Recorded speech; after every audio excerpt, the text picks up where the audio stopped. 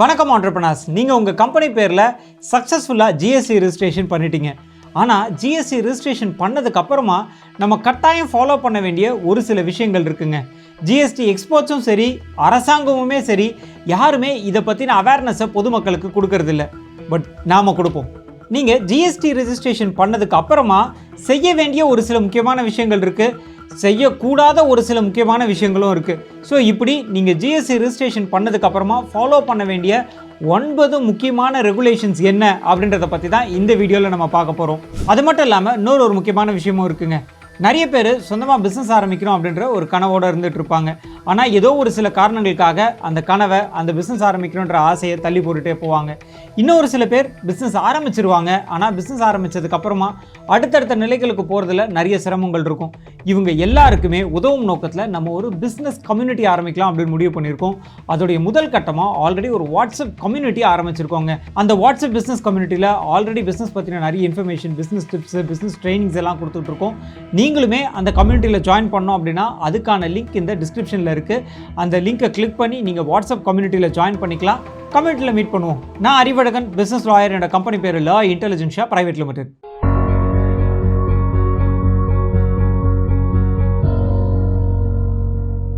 சரிங்க, ஸ்ட்ரெயிட்டாக டாபிக் உள்ள போயிடலாம். நீங்கள் ஜிஎஸ்டி ரிஜிஸ்டர் பண்ணிட்டீங்க. அடுத்து நீங்கள் ஃபாலோ பண்ண வேண்டிய அந்த 9 முக்கியமான விஷயங்கள் என்ன? முதல் விஷயம் அப்படின்னு பார்த்தீங்கன்னா கரண்ட் அக்கௌண்ட் ஓப்பன் பண்ணுறதுங்க.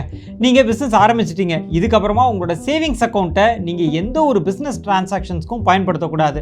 நீங்கள் பிஸ்னஸ் ஆரம்பித்து ஜிஎஸ்டிலாம் எடுத்துட்டீங்க அப்படின்னா கட்டாயம் கரண்ட் அக்கௌண்ட் அப்படின்றத ஓப்பன் பண்ணுங்க. உங்களோட இந்த ஜிஎஸ்டி சர்டிஃபிகேட்டை கொடுத்து கூடவே இந்த எம்எஸ்எம்இ சர்டிஃபிகேட் இதெல்லாம் சப்மிட் பண்ணி உங்களுடைய கம்பெனி பேரில் ஒரு கரண்ட் அக்கௌண்ட் ஓப்பன் பண்ணிடுங்க. நீங்கள் கரண்ட் அக்கௌண்ட் ஓப்பன் பண்ணதுக்கப்புறமா ஜிஎஸ்டி அக்கௌண்ட்டில் லாகின் பண்ணி உங்களுடைய ஜிஎஸ்டி நம்பரோட இந்த கரண்ட் அக்கௌண்ட்டை இணைச்சிருங்க. இதுவுமே ஜிஎஸ்டி சட்டத்தின்படி கட்டாயம்.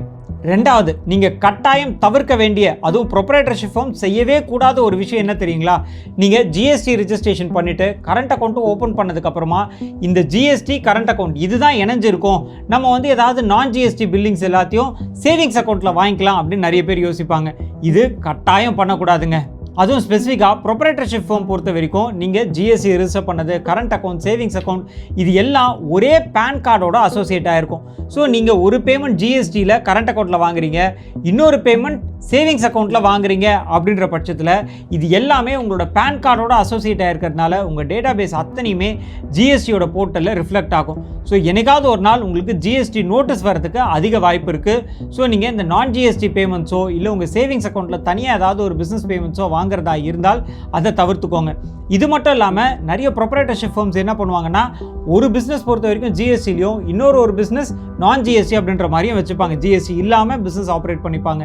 இதுவுமே தப்பு. ஏன்னா நான் முன்னாடி சொன்ன மாதிரி அந்த பேன் கார்டு அப்படின்றது எல்லாத்துக்குமே காமன் தான். ப்ரொப்ரைட்டர்ஷிப் ஃபார்ம் பொறுத்த வரைக்கும் உங்களோட பர்சனல் பேன் கார்டு தான் எல்லா இடத்துக்கும் யூஸ் ஆகும். ஸோ அந்த மாதிரி 2 பிஸ்னஸ் பண்ணுறவங்களும் 2 பிஸ்னஸ்மே கட்டாயம் ஜிஎஸ்டி எடுத்துக்கோங்க. ஸோ இதுலேயுமே நீங்கள் கொஞ்சம் ப்ரிகாஷனோட செயல்படணும். அடுத்து மூணாவது, நீங்கள் ஃபாலோ பண்ண வேண்டிய ஒரு முக்கியமான விஷயம் என்னன்னு பார்த்தீங்கன்னா, நீங்கள் ஜிஎஸ்டி ரெஜிஸ்ட்ரேஷன் பண்ணதுக்கப்புறமா உங்களுக்கு ஜிஎஸ்டி சர்டிஃபிகேட் இஷ்யூ ஆகும் இல்லைங்களா? அந்த ஜிஎஸ்டி சர்டிஃபிகேட்டை உங்கள் ஆஃபீஸில் இருக்கக்கூடிய ஏதாவது ஒரு முக்கியமான இடத்துல டிஸ்பிளே பண்ணுங்க. எல்லாரும் பார்க்கக்கூடிய இடத்துல, குறிப்பாக சொல்லணும் அப்படின்னா ரிசப்ஷன்லையோ இல்லை உங்கள் கிளைண்ட்ஸ் உங்களை மீட் பண்ணக்கூடிய அந்த ஒரு கிளைண்ட் ஹால்லையோ நீங்கள் இதை டிஸ்பிளே பண்ண வேண்டியிருக்கும்.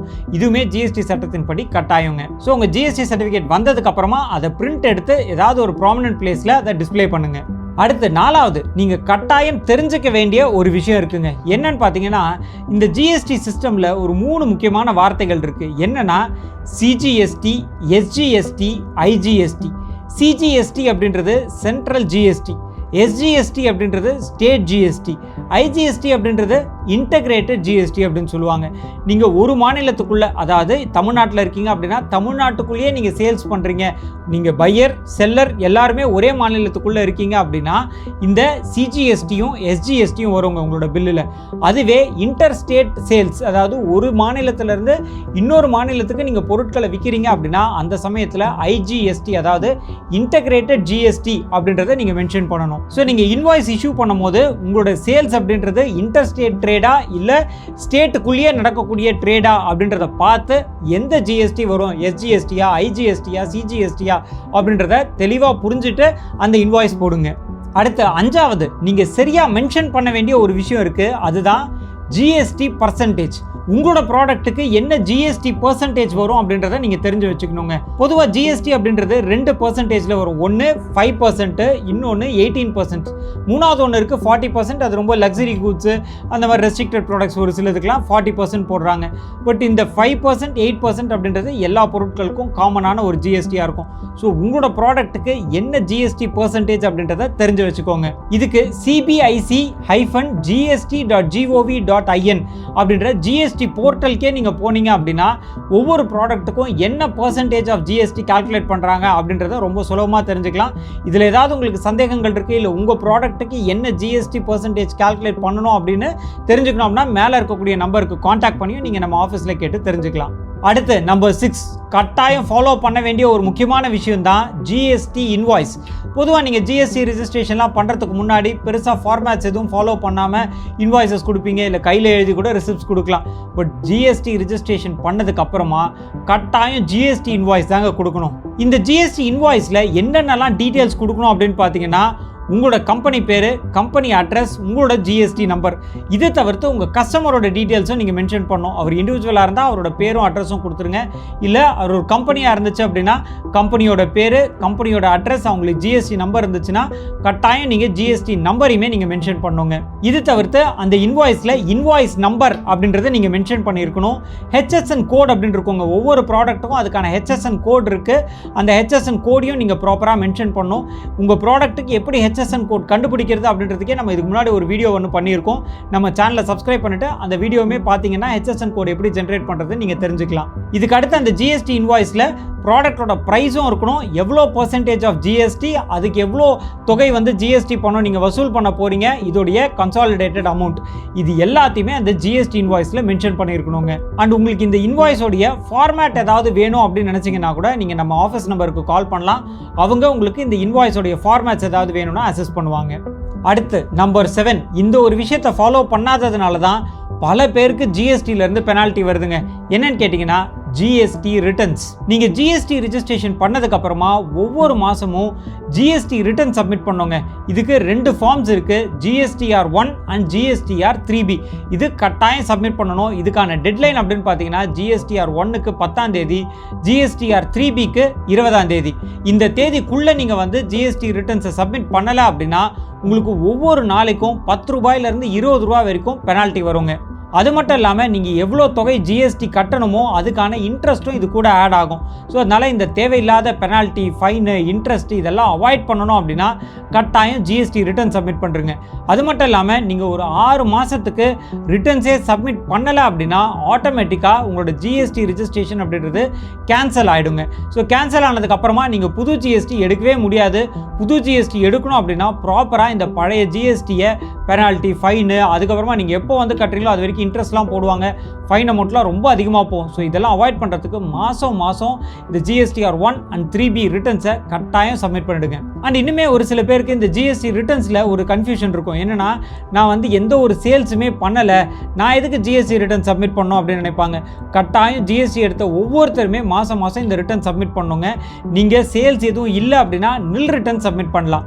அடுத்து number 8, proper book of accounts maintain பண்ணுங்க.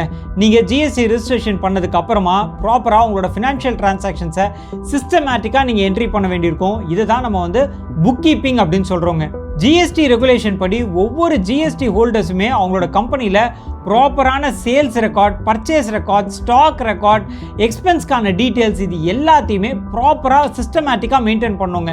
ஸோ இதுவுமே ஜிஎஸ்டி சட்டத்தின் படி கட்டாயம். எப்பயாவது உங்கள் கம்பெனிக்கு இந்த ஜிஎஸ்டி ஆஃபீஸ்லேருந்து ஏதாவது இன்ஸ்பெக்ஷன், ரைடு அந்த மாதிரிலாம் வந்தாங்கன்னா இந்த டீட்டெயில்ஸ் எதுவுமே இல்லை அப்படின்னா பெனால்ட்டியோடைய அமௌண்ட் அப்படின்றது இன்னுமே அதிகரிக்கும். ஸோ இதை அவாய்ட் பண்ணோம் அப்படின்னா ப்ராப்பர் புக் கீப்பிங் சப்போர்ட் நீங்கள் எடுத்துக்கோங்க. அடுத்து 9வது ரொம்ப முக்கியமான ஒரு விஷயம், இன்புட் கிரெடிட்ஸ். இந்த இன்புட் கிரெடிட்ஸ் பற்றி கட்டாயம் நீங்கள் தெரிஞ்சுக்கணுங்க. இதை சுருக்கமாக ITC அப்படின்னு சொல்லுவோம். இந்த ஜிஎஸ்டி இன்புட் கிரெடிட்ஸ் பற்றி ஒரு உதாரணத்தோடவே பார்த்துருவோங்க. நீங்கள் ஒரு மேனுஃபேக்சரிங் பிஸ்னஸ் பண்ணிட்டு இருக்கீங்கன்னு வச்சுக்கோங்களேன். நிறைய ரா மெட்டீரியல்ஸ் வாங்க வேண்டியிருக்கும். இந்த மாதத்தில் ஒரு 50,000 ரூபாய்க்கு ரா மெட்டீரியல்ஸ் வாங்கியிருக்கீங்க.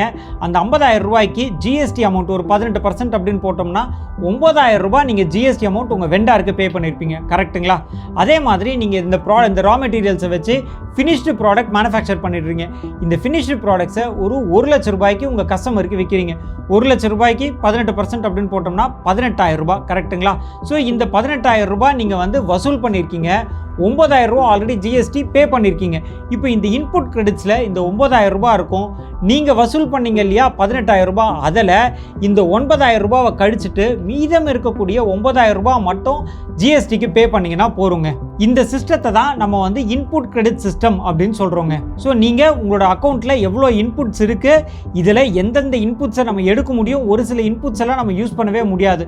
ஸோ எதுன்றதை பார்த்து அதை யூஸ் பண்ணுங்கள். தவறான இன்புட்ஸை நீங்கள் யூஸ் பண்ணிட்டீங்க அப்படின்னா அதுக்குமே பெனால்ட்டி வரும். ஸோ எந்த ஜிஎஸ்டி இன்புட் கிரெடிட்ஸை நீங்கள் யூஸ் பண்ணலாம், எதை யூஸ் பண்ணக்கூடாது அப்படின்றதெல்லாம் டீட்டெயில்டாக நீங்கள் நம்ம ஆஃபீஸ்க்கு ஃபோன் பண்ணீங்க அப்படின்னா உங்களுக்கு எஜுகேட் பண்ணுவாங்க. சரிங்க, இன்றைக்கி இந்த வீடியோ மூலிமா ஜிஎஸ்டி ரிஜிஸ்டர் பண்ணதுக்கப்புறமா என்னென்ன ஃபாலோ பண்ணணும், என்னென்ன விஷயங்களை தவிர்க்கணும் அப்படின்றத பற்றி டீட்டெயில்டாக பார்த்துருந்தோங்க. இதே மாதிரி இன்னொரு இன்ட்ரெஸ்டிங்கான இன்ஃபர்மேஷனோடு நான் உங்களை சந்திக்கிறேன். நான் அறிவழகன், பிஸ்னஸ் லாயரோட கம்பெனி பேர் லா இன்டெலிஜென்ஷியா பிரைவேட் லிமிடெட். நன்றி, வணக்கம்.